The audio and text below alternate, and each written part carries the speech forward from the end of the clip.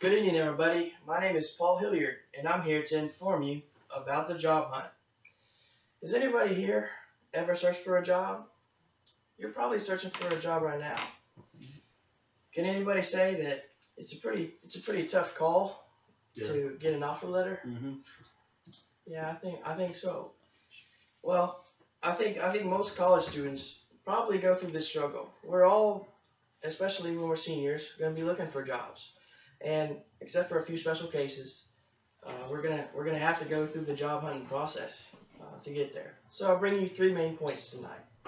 First is the resume, the first impression that you give to a recruiter or a company. It's also got to be pretty spot on. Secondly, networking. Networking is, according to my sources, the most important aspect of the job hunt. And thirdly, the interview process.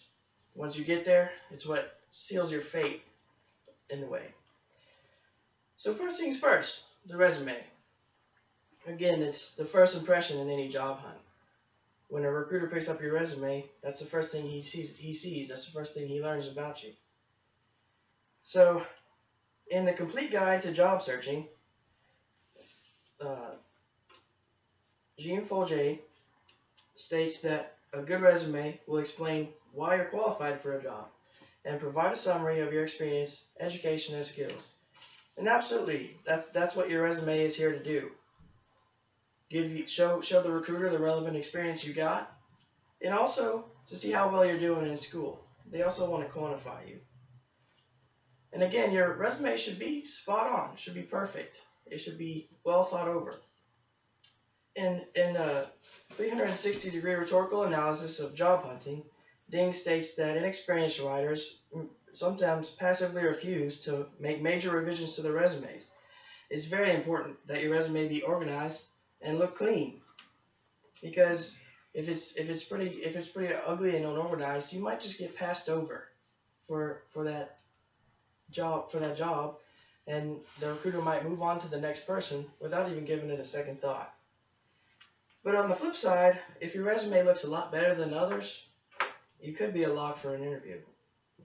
The resume is not the end of the hunt, though. Building a personal network, again, is more important than any other part of the job hunt. Networking is, in Job Hunting Guide by Krenich, he states that networking is the most effective method for building prospects with a potential employee. Someone with a small network is going to have a hard time finding more opportunities. It's just common sense. The old adage goes, it's not what you know, but who you know. It's true. Having the right connections could mean an instant interview. I know this from personal experience. Networking is pretty simple also. It doesn't take a lot of effort. You're often building a passive network just by going to class or making friends or meeting somebody out at the bar. But also, you have to build an active network, a professional network. And this is accomplished by going to things like exhibitions or conferences or career fairs, or even just paying a visit to a local business. You can make good connections there, and they'll last. I also want to mention that if you have any prior experience, you can make great connections there. I personally have made some great connections in my job that I had this summer. If you built a stellar resume and you've got a great professional network, it's time to seal the deal with the interview. It's the last thing in the job hunt that you have control of, so you got to prepare thoroughly. In the job hunting guide, the Krenich couple states that everything you do in your job search should be focused on getting a job interview. So you got to prepare. You got to get extremely familiar with your resume. It's going to be the focal point of your interview. You got to prepare. Go through some mock interviews with a friend or an experienced colleague. And like with the resume, it's important to have an interview that impresses more than other people. Impressed by how you dress, better than your peers, again.